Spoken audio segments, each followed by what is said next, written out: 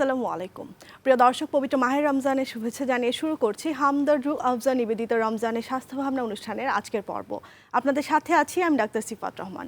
প্রিয় দর্শক, আমাদের আজকের পর্বে আমরা খুবই গুরুত্বপূর্ণ একটি বিষয় নিয়ে কথা বলবো, ডায়াবেটিস রোগীরা এই পবিত্র রমজান মাসে কিভাবে রোজা পালন করবেন, তাদের কি কোনো ধরনের নিয়ম কানুন বা কোনো ধরনের বাধ্যবাধকতা আছে কিনা, এই বিষয়গুলো নিয়ে আজকের পর্বে আমরা আলোচনা করবার চেষ্টা করব। আর আমাদের সাথে আজকে স্টুডিওতে আমন্ত্রণ জানিয়েছি আমাদের দেশে অত্যন্ত খ্যাতনামা একজন চিকিৎসককে। আমাদের আজকের অতিথির সাথে পরিচয় করিয়ে দিচ্ছি অধ্যাপক doctor Mohammad Sheikh Shahidullah, principal Northern international medical college, Dhaka. Sir আসসালামু আলাইকুম, আপনাকে আমন্ত্রণ জানাচ্ছি। ওয়ালাইকুম আসসালাম, আপনাকে ধন্যবাদ। স্যার, বলছিলাম যে ডায়াবেটিস নিয়ে কথা হবে। আমরা এখন জানি যে নন কমিউনিকেবল ডিজিজ বা অসংক্রামক ব্যাধির মধ্যে ডায়াবেটিস অন্যতম, এবং বাংলাদেশে কিন্তু একটা মেজরিটি পোর্শন মানুষ ডায়াবেটিসে আক্রান্ত হয় বা যারা ডায়াবেটিসে ভুগছেন। তো এই যে পবিত্র রমজান মাস চলছে, তো রোজা পালনে ডায়াবেটিস রোগীদের কি কোনো বাধ্যবাধকতা আছে বা কোনো ধরনের বিধিনিষেধ আছে?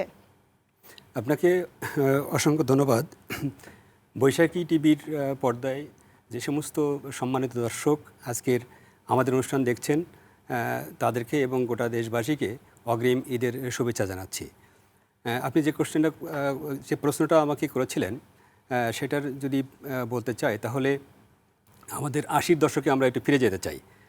80-র দশকে কিন্তু বাংলাদেশে যে সমস্ত রোগে আক্রান্ত হয়ে মানুষ মারা যেত, তার শতকরা 70 থেকে 80% মারা যেত কমিউনিকেবল ডিজিজ, ইনফেকশাস ডিজিজ, অর্থাৎ ভাইরাস, ব্যাকটেরিয়া, ফাঙ্গাস, এই ধরনের রোগে আক্রান্ত হয়ে মানুষ যারা মারা যেত তার প্রায় 70 থেকে 80% মানুষ ছিল এই ভাগের মধ্যে। আর 20 থেকে 30% ছিল নন কমিউনিকেবল ডিজিজ। আপনি যেটা বলছিলেন যে নন কমিউনিকেবল ডিজিজ মানে হলো diabetes, heart attack, hypertension, cancer, এই ধরনের যে নন কমিউনিকেবল ডিজিজ বা তো এখন আজকের প্রেক্ষাপটে কিন্তু এটা উল্টে গেছে পুরা। এখন কমিউনিকেবল ডিজিজে মারা যায় 20 থেকে 30%, আর শতকরা 70% মানুষই মারা যায় হচ্ছে নন কমিউনিকেবল ডিজিজে। অর্থাৎ কমিউনিকেবল ডিজিজ যেগুলো ইনফেকশাস ডিজিজ রিলেটেড যে ছিল, সেখানে আমাদের বর্তমান চিকিৎসা ব্যবস্থার ভ্যাকসিনেশন বা ইমিউনাইজেশন বা পার্সোনাল হাইজিন মেনটেনের কারণে ওই দিক দিয়ে মৃত্যুর হার কিন্তু অনেক কমে গেছে। কিন্তু আমরা একটা জায়গায় এখন কিন্তু আগামী দিনে খুব ভয়ঙ্কর দিন আসছে, যেটা হচ্ছে নন কমিউনিকেবল ডিজিজ, মানে আমাদের নন কমিউনিকেবল ডিজিজ বার্ডেন চাপ বেড়ে গেছে। যদি আমরা আমেরিকার কথা বলি, আমেরিকাতে কিন্তু প্রতি 9 জনে একজন মানুষ ডায়াবেটিসে আক্রান্ত। আবার এবং সেখানে প্রি ডায়াবেটিক পেশেন্ট আছে 3 জনে একজন। বলা হচ্ছে 2050 সাল নাগাদ আমেরিকাতে ডায়াবেটিসের রোগীর সংখ্যা হবে প্রতি 2 জনে একজন। বাংলাদেশ কিন্তু আরও ভয়ানক অবস্থা। অর্থাৎ আমাদের দেশে প্রতি 10 জনে একজন মানুষ এখন ডায়াবেটিসে আক্রান্ত, আর প্রতি 4 জন মানুষের মধ্যে একজন উচ্চ রক্তচাপ ভুগছে। অর্থাৎ ডায়াবেটিস এবং উচ্চ রক্তচাপ জনিত জটিলতার কারণে হার্ট অ্যাটাক, ব্রেন স্ট্রোক এর কারণে, তারপরে চোখের অসুখ, কিডনি ফেলিউর, পায়ে পছন্দ ধরা, অনেকগুলো জটিলতায় মানুষ মারা যাচ্ছে এবং মৃত্যুর হার দিন দিন বাড়ছে। যে প্রসঙ্গে আজকে কথা বলছিলেন, যে ডায়াবেটিসের কারণে আক্রান্ত হয়ে যে সমস্ত মানুষ মারা যায়, এবং সারা বাংলাদেশে যত মানুষ মারা যাচ্ছে তার সেখানে 7ম অবস্থান করছে ডায়াবেটিস। অর্থাৎ এটা আগামী দিনের জন্য আমাদের খুব ভাবিয়ে তুলছে বিষয়টা আর কি। এবং বাংলাদেশের জন্য সবচেয়ে অ্যালার্মিং যে বিষয়টা, যে এখনও কিন্তু বহু সংখ্যক মানুষ আছে যারা কিনা ডায়াগনোসিস হচ্ছে না, মানে যারা আনডায়াগনোসড থেকে যাচ্ছে। তো যেই পরিসংখ্যানটা আপনারা বলছেন, সেই পরিসংখ্যানে কিন্তু আনডায়াগনোসড রোগীরা কিন্তু আসছে না। রাইট। বলা হচ্ছে যে প্রায় অ্যারাউন্ড 30% পিপল জানে না যে তার ডায়াবেটিস আছে। অর্থাৎ যদি নিয়ম মাফিক এক নির্দিষ্ট বয়সের পর থেকে সবার ডায়াবেটিস এবং উচ্চ রক্তচাপ স্ক্রিনিং করা হয়, তাহলে আমাদের কাছে যে ধারণাটা এখন আছে, ধারণাটা বদলে যাবে। অর্থাৎ ডায়াবেটিস এবং উচ্চ রক্তচাপ রোগীর সংখ্যা আরও বাড়বে এই পরিসংখ্যান অনুযায়ী। সেটাই, মানে সংখ্যাটা কিন্তু খুবই আশঙ্কাজনক একটি সংখ্যা। আমাদের সাথে ফোন একজন দর্শক আছে, আমরা ফোন কলটি নিয়ে আসছি। হ্যালো, আসসালামু আলাইকুম। হ্যালো, আসসালামু আলাইকুম। জি দর্শক, আপনার নাম এবং বয়স বলে আপনার প্রশ্নটি করুন। জি, আমি সাভার থেকে বলছিলাম। আমার প্রশ্ন হচ্ছে যে মানে ডায়াবেটিস থেকে যদি আমরা বেঁচে থাকতে চাই, মানে সেক্ষেত্রে আমাদের কি কি করণীয় ওকে। আচ্ছা, আপনাকে অসংখ্য ধন্যবাদ। খুবই সুন্দর একটি প্রশ্ন করেছেন যে উনি ডায়াবেটিস প্রতিরোধ কিভাবে করবেন সেটি জানতে চান। আমরা আমাদের আলোচনার একটি অংশে অবশ্যই প্রতিরোধ নিয়ে কথা বলবো। প্রিয় দর্শক, আপনি আমাদের সাথেই থাকুন, আপনার প্রশ্নের উত্তর আপনি পেয়ে যাবেন। স্যার, আমি যেটা বলছিলাম যে যেহেতু রমজান মাস চলছে এবং আমরা জানি যে ডায়াবেটিস রোগীদের সুগার কন্ট্রোল করাটা তাদের জন্য একটা বিশাল চ্যালেঞ্জিং ব্যাপার। তো এই রমজান মাসে তাদের কি রোজা পালনে কোনো ধরনের বিধিনিষেধ কি আপনারা চিকিৎসকগণ দিয়ে থাকেন কিনা? এই প্রসঙ্গে যদি আমরা বলি যে একজন মানুষ যদি রোজা রাখতে চায় তাহলে তার অন্তত 3 মাস আগে থেকেই প্রিপারেশন নেওয়া ভালো। মানে একটা প্রি রমজান একটা প্ল্যান যদি করবে। 3 মাস আগে নাও পারে অন্তত 1 মাস আগে তাকে প্রস্তুতি নিতে হবে এবং এই প্রস্তুতিটা সমন্বয় করবেন রোগীর পরিবার এবং একজন চিকিৎসক। অর্থাৎ একজন চিকিৎসক তার জন্য কি কি করণীয় সে ব্যবস্থাগুলো করে দেবেন। ধরে আমরা যদি বলি যে চিকিৎসকের দায়িত্বটা কোথায়, তাহলে একজন চিকিৎসক তার রোজা রাখতে গেলে কোনো ঝুঁকি আছে কিনা সেই ঝুঁকিগুলো অ্যাসেস করবেন, নিরূপণ করে দিবেন। সেটা কিভাবে? তার ব্লাড সুগার দেখবেন এবং তার কাছ থেকে একটা হিস্ট্রি নিতে হবে যে গত 3 মাসে আপনার কখনো হাইপোগ্লাইসেমিয়া ইতিহাস আছে কিনা, তার কিডনি ফাংশন কেমন আছে, লিভার ফাংশন কেমন আছে, রক্তের চর্বি অর্থাৎ লিপিড প্রোফাইলটা কেমন আছে, তার একটা ইসিজি করা, তার উনি উচ্চ রক্তচাপে ভুগছেন কিনা, এগুলো ফুল অ্যাসেসমেন্ট করার পরে চিকিৎসক বলবেন যে না আপনি রোজা থাকার জন্য মানে সিদ্ধান্তটা অ্যাসেসমেন্টের পরে আসবে। হ্যাঁ, আপনি রোজা থাকার জন্য ফিট আছেন। আর যদি এর মধ্যে কোনো কমপ্লিকেশন থেকে থাকে এবং তার জীবনের জন্য কোনো ঝুঁকি থেকে থাকে তাহলে চিকিৎসকই পরামর্শ দিবেন যে আপনার এই কারণে আপনার রোজা না থাকাই ভালো। আচ্ছা স্যার, আমাদের সাথে ফোন একজন দর্শক অপেক্ষা করছেন। হ্যালো, আসসালামু আলাইকুম। ওয়ালাইকুম সালাম। জি দর্শক, আপনার টেলিভিশনের ভলিউম কমিয়ে আপনার নাম এবং বয়স বলে আমাদেরকে আপনার প্রশ্নটি করুন। আমার নাম জাহাঙ্গীর গাজী, ঢাকা। আমি আমি একটু ওই সারের লাগে একটু করতে চাইছিলাম। আমার একটু ওই সমস্যা হইলে হাত পা জ্বালা পড়া, আমার ডায়াবেটিস আছে। আচ্ছা, না, ওনার আমরা হাত পা কোশ্চেনটা বুঝতে জ্বালা পেরেছি। পড়া করে। আমরা কোশ্চেন উনি কি ডায়াবেটিক কিনা সেটা অবশ্য জানা, ওনার ডায়াবেটিস আছে। আচ্ছা, না না, দর্শক বলছিলেন যে ওনার ডায়াবেটিস আছে এবং হাত পা জ্বালাপোড়া করে। এটা কিন্তু আসলে দীর্ঘদিন ধরে যাদের ডায়াবেটিস থাকে এবং অনিয়ন্ত্রিত ডায়াবেটিস থাকে তাদের যতগুলো কমপ্লিকেশন হয় তার মধ্যে এটা একটা কমপ্লিকেশন। তো ওনার ক্ষেত্রে আমরা বলবো যে অবশ্যই তার ডায়াবেটিসটার জন্য নিয়ন্ত্রণে থাকে এবং তার কাছাকাছি একজন বিশেষজ্ঞ চিকিৎসকের পরামর্শ নেন। সেক্ষেত্রে একজন ডায়াবেটিসের ডাক্তার এবং সাথে নিউরোলজিস্ট যদি পরামর্শ নেন সেটাই ভালো হবে। তবে মোদ্দা কথা হলো ওনার ব্লাড সুগার নিয়ন্ত্রণে রাখতে হবে, নিয়মিত ব্যায়াম করতে হবে এবং ডিসিপ্লিন ইজ লাইফ অর্থাৎ শৃঙ্খলিত জীবনযাপন করতে হবে। আমরা তো জানি যে পেরিফেরাল নিউরোপ্যাথি একটা এটা ছাড়া কমন কমপ্লিকেশন। হ্যাঁ।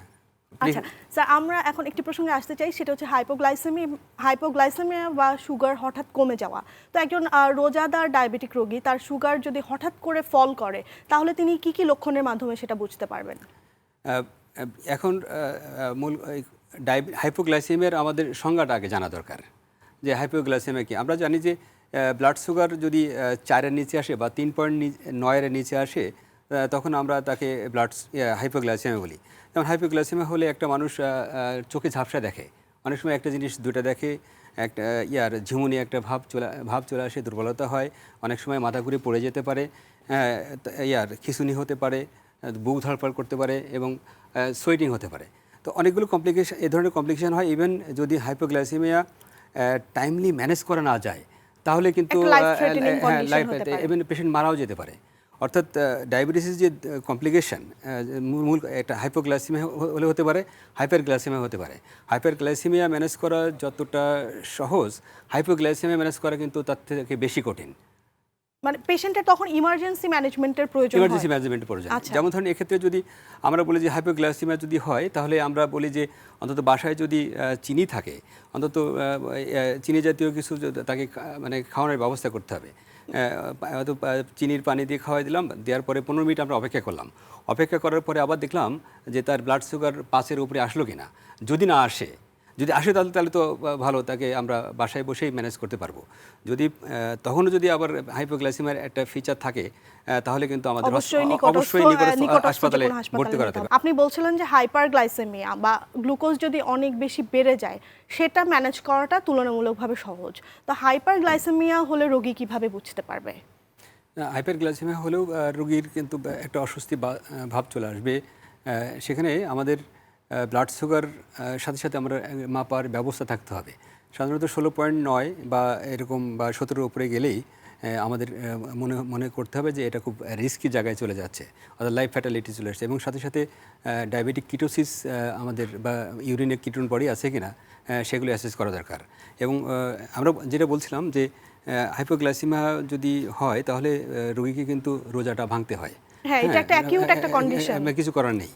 আর যদি হাইপারগ্লাইসেমিয়া হয় তাহলে অনেক সময় ইনসুলিন একটু ডোজ বাড়িয়ে দিয়ে সেটা কিন্তু অ্যাডজাস্ট করা সম্ভব। মানে সেক্ষেত্রে অবশ্যই চিকিৎসকের শরণাপন্ন হয়ে অবশ্যই চিকিৎসকের পরামর্শ নিতে হবে। আমাদের সাথে ফোন একজন দর্শক আছেন। হ্যালো, আসসালামু আলাইকুম।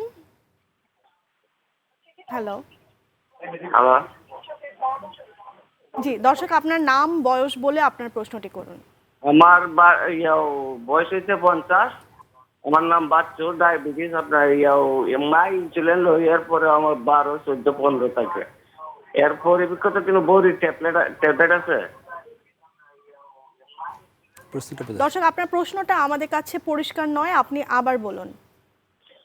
বলছি যে আমি ডায়াবেটিস, মাই ইনসুলিন লই, এরপরেও আমার 14, 15, 12 থাকে। এরপরে কি এটার পরে ভ্যাকসিনের পরে কোনো ট্যাবলেট আছে খাওয়া যাবে? আচ্ছা, উনি ইনসুলিন গ্রহণ করেন, কিন্তু ইনসুলিন নেওয়ার পরে উনার ডায়াবেটিস 14, 15 এরকম থাকে। তো উনি জানতে চাচ্ছেন যে উনি কি মুখে খাওয়ার কোনো ঔষধ কি উনি গ্রহণ করতে পারবেন কিনা। না, ওনার আমি শুনছিলাম যে ওনার বয়স 50 বছর, এবং 50 বছর বয়সী একজন মানুষ ডায়াবেটিস ইনসুলিনে তার ব্লাড সুগার লেভেলটা সন্তোষজনক নয়। তার এটা একটা কমপ্লেন। তা আমি মনে করছি যে ট্যাবলেটে যাওয়া যেতে পারে। তো উনি ট্যাবলেটে থাকবেন না ইনসুলিন নেবেন, এই সিদ্ধান্ত দিবেন তার চিকিৎসক। অর্থাৎ তার নিকটস্থ ডায়াবেটিক সেন্টার যদি থাকে বা ডায়াবেটিসের ডাক্তার যদি থাকেন, তার সাথে আলাপ করতে হবে। এখানে দুই রকম হতে পারে, যে ইনসুলিনের ডোজ বাড়ানো যেতে পারে, আর ইনসুলিনের পাশাপাশি খাওয়ার ওষুধও যোগ করা যেতে পারে। তবে ওষুধের ডোজ কত হবে এবং কী ওষুধ হবে এটা রোগী নিজে সিদ্ধান্ত নেবেন না। অবশ্যই তাকে নিকটস্থ ডাক্তারের সাথে পরামর্শ করে তারপরে তার ওষুধটা চেঞ্জ করতে হবে। আর পাশাপাশি শুধুমাত্র ইনসুলিন নিলেই যে তার ডায়াবেটিস কন্ট্রোল হবে তা না। তাকে কিন্তু তার জীবন জীবিকায় তার শৃঙ্খলা আনতে হবে। অর্থাৎ তাকে নিয়মিত ব্যায়াম করতে হবে এবং শাকসবজি বা সবুজ জাতীয় খাবার পরিমাণ বাড়াতে হবে, কার্বোহাইড্রেট জাতীয় খাবার কমাতে হবে, হ্যাঁ, এবং নিয়মিত বিশ্রাম নিতে হবে। এই সমস্ত যদি শৃঙ্খলার লাইফ উনি লিড করতে পারেন তাহলে ইনসুলিন বা আদারওয়াইজ ড্রাগস চেঞ্জ করলে চিকিৎসকের পরামর্শ অনুযায়ী ওনার যে লক্ষ্য মাত্রায় উনি পৌঁছাতে পারবেন। আমরা তো জানি যে স্যার ডায়াবেটিসের ম্যানেজমেন্টটা হচ্ছে ড্রাগ, ডিসিপ্লিন অ্যান্ড ডায়েট। এই তিনটা জিনিসের সমন্বয়ে আসলে ডায়াবেটিসকে নিয়ন্ত্রণে রাখা সম্ভব। স্যার, যেহেতু ঔষধের একটা প্রসঙ্গ উঠেই আসলো, তো এই যে রোজা চলছে, রোজার আগে কি ডায়াবেটিস রোগীদের অবশ্যই ডাক্তারের পরামর্শ নিয়ে ইনসুলিন বা তারা মুখে যে ওষুধ গ্রহণ করেন সেটির ডোজ অ্যাডজাস্টমেন্টের কোনো ব্যাপার থাকে? ধন্যবাদ ডাক্তার নিশাদ। আসলে আমরা আজকে যে পর্যায়ে এসে আজকে এই অনুষ্ঠানের সাথে যুক্ত হলাম, তখন এবছরের রমজান প্রায় শেষ, অর্থাৎ আর 2 দিন সামনের বছরের জন্য। হ্যাঁ, সামনের বছরের জন্য। তো আজকে আমরা যে কথাগুলো বলবো, আজকে হয়তো 2 দিনের জন্য হয়তো কিছুটা কাজে আসবে, কিন্তু আগামী বছরের জন্য আরও ভালো হবে। মনে করেন যে ওষুধের একেবারে শুরুতেই আমরা বলছিলাম যে আপনি বলছিলেন যে প্রিপারেশনটা কেমনভাবে নেবে। আমরা বলছিলাম যে 3 মাস আগে প্রিপারেশন নেওয়া ভালো, যদি তাও সম্ভব না অন্তত 1 মাস আগে। তো সেক্ষেত্রে আমরা বলছিলাম যে কতগুলো জিনিস ডাক্তার ঠিক করে দিবেন। আগে বলবেন যে পরীক্ষা নিরীক্ষার মাধ্যমে যে ওই রোগীটা রোজা থাকার জন্য ফিট কিনা, হ্যাঁ, তার অর্থাৎ রোজায় তার কোনো ঝুঁকি আছে কিনা। যদি ঝুঁকি না থাকে তাহলে রমজান মাসে উনি কোন ওষুধ কিভাবে নেবেন সেটা ঠিক করে দিবেন। তো তারপরে আমরা যেহেতু প্রসঙ্গ চলে আসছে, এখানে বসে একটা রোগীর চিকিৎসা দেওয়া সম্ভব নয়, কিন্তু আমরা এটা বলতে পারি যে একটা রোগী সকালে খাওয়ার যে ওষুধটা সকালে খাওয়ার আগে খেতেন, ওইটা উনি ইফতারের সময় খেয়ে ফেলবেন, হ্যাঁ। আর যেটা রাতে খাওয়ার একটা ওষুধ ছিল সেটা আপনি দিতে হবে সেহরির সময়, আগে বা পরে, যেভাবে ডাক্তার ঠিক করে দিবেন। আর যদি ইনসুলিনের কথায় আসি, তাহলে সকালে যে ইনসুলিনের ডোজটা রোগী পেত সেটা ঠিক ইফতারের সময় উনি নিয়ে নেবেন। আর রাতে যে ইনসুলিনের ডোজটা, যদি 2 বার ইনসুলিন হয়ে থাকে, রাতে যে ডোজটা ছিল সেটা সেহরির আগে যেটা আগে পেতেন তার অর্ধেক করে নেবেন। অর্থাৎ এইভাবে আপনার 3 বারে দেওয়া ইনসুলিন বা 2 বারের ইনসুলিন বলেন, 1 বারের ইনসুলিনও আছে, হ্যাঁ, তো এইগুলো ডোজটা কমাতে হবে ভোর রাতের দিকেই, হ্যাঁ, মূলত আর কি। আচ্ছা, মোটামুটি এইভাবে ওনারা অ্যাডজাস্ট করে নেন। রাইট। তো আপনারা তো ডায়াবেটিস রোগীদেরকে বলে থাকেন যে প্রতিদিন নিয়ম করে অন্তত 30 থেকে 40 মিনিট হাঁটতে বা কোনো ফিজিক্যাল অ্যাক্টিভিটি করতে। তাহলে এই রোজার মাসে তারা সেই ফিজিক্যাল অ্যাক্টিভিটিটা আসলে কোন সময়ে করবে, যে ইফতারের আগে নাকি সকালবেলা? আচ্ছা, আমরা বলি যে রোজার মাসে তারাবির যে নামাজ পড়া হয়, এই যে দীর্ঘ সময় ধরে নামাজ পড়া হয়, আমরা বলি যে এটাই সাফিসিয়েন্ট। যদি স্যাটিসফ্যাক্টরি রেজাল্ট না আসে তাহলে আমরা বলবো কোনোভাবেই দিনের বেলায় নয়। ফিজিক্যাল এক্সারসাইজ বা হাঁটাহাঁটি করতে গেলে অবশ্যই সবচেয়ে সুইটেবল টাইম হচ্ছে ইফতারির পরে এবং তারাবির মাঝখানে একটা সময়, অথবা রাতের খাবার খাওয়ার অন্তত 2 ঘন্টা পরে আধা ঘন্টা হাঁটাহাঁটি করে এসে সে ঘুমাতে যেতে পারে। আচ্ছা স্যার, এখন আরেকটি খুবই কমন বা খুব ফ্রিকোয়েন্টলি আস্কড কোশ্চেন যদি বলি, সেটা হচ্ছে যে রোজা পালন করা অবস্থায় ইনসুলিন গ্রহণ এবং গ্লুকোমিটার দিয়ে গ্লুকোজ চেক করা, এটিতে কোনো বাধা আছে কিনা? এটা আসলে খুব কমন একটা প্রশ্ন যে রোজা থাকা অবস্থায় গ্লুকোজ টেস্ট করা যাবে কিনা অথবা ইনসুলিন দেওয়া যাবে কিনা।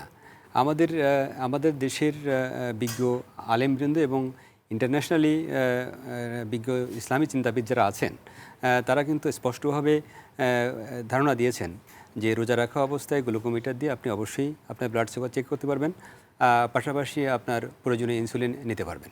আচ্ছা, এটাতে রোজাতে কোনো সমস্যা নেই। এই ব্যাপারে তার মানে রোগীদেরকে আশ্বস্ত করা যাচ্ছে যে তাতে রোজা বা সিয়াম ভঙ্গের কোনো কারণ নেই। আমাদের সাথে ফোনে দর্শক আছেন। হ্যালো, আসসালামু আলাইকুম। হ্যালো।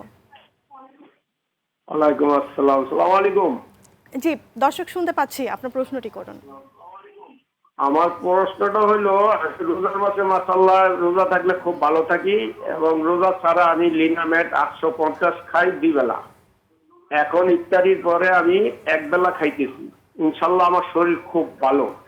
কিন্তু স্যারের কাছে আমার জানতে, এটা যখন আমি রোজা না থাকি তখন 3-4 বার 5 বার অল্প অল্প করে খাই, কিন্তু খাই যে তারপরও শরীরটা সরলে কাঁপে, হঠাৎ করে ডায়াবেটিস যেমন পড়ে যায় তাড়াতাড়ি, কিছু যেমন মনে হয় দোকানে সব কিছু খাই লাইতে মনে চায় করে, এই অবস্থা হয়ে যায়। এটার জন্য কি করা যায় স্যারের কাছে আমার জানা। আচ্ছা, আপনাকে অসংখ্য ধন্যবাদ স্যার। আমরা কিন্তু এই প্রসঙ্গে আসতে চাচ্ছিলাম যে রোজা আসলে আমাদের শরীরটাকে কিভাবে বেনিফিট দিচ্ছে, বা আমরা আসলে মেডিকেলি প্রুভেন যদি কোনো বিষয় থাকে। এই দর্শক বললেন যে তিনি রোজা পালন করা অবস্থায় ভালো থাকেন। তো আমরা আসলে এটা খুব গুরুত্বপূর্ণ একটা ইস্যু আমাদের এই সম্মানিত রোগী তুলে ধরেছেন, যে উনি আসলে বলতে চেয়েছেন যে রোজা থাকলে উনি ভালো থাকেন।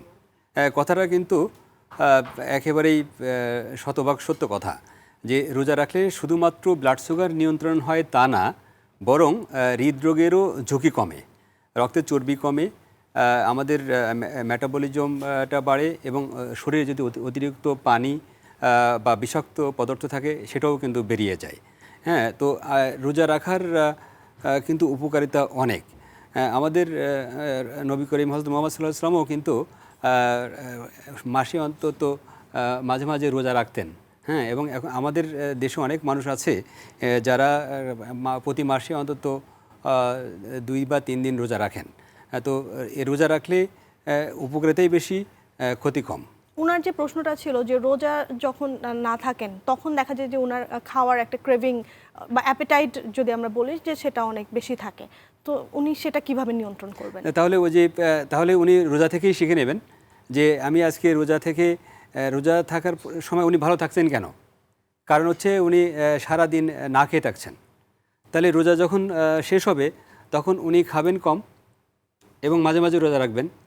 রোজা যখন শেষ হবে তখন উনি খাওয়া দাওয়া করবেন কম এবং বলতে সুষম খাদ্য খাবেন।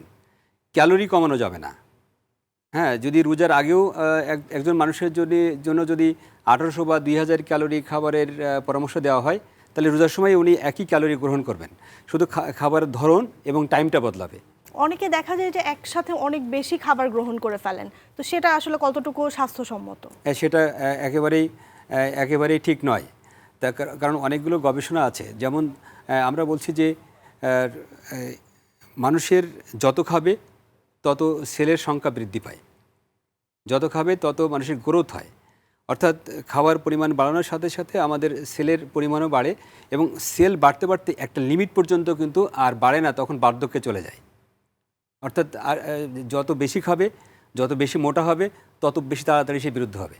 আর যদি খাওয়ার পরিমাণ কমানো যায়, আর যদি আস্তে আস্তে খাবার দেওয়া হয়, তাহলে গ্রোথও আস্তে আস্তে হবে এবং তার লাইফ লংজিভিটিটা বাড়বে। আচ্ছা এটাই কিন্তু সব। আমরা অনুষ্ঠানের প্রায় শেষ পর্যায়ে চলে এসেছি, যে আমাদের সাথে প্রথম যেই দর্শক ছিলেন যে ডায়াবেটিস প্রতিরোধের উপায় কি, আমরা খুব সংক্ষেপে আপনার কাছে জানতে চাইবো।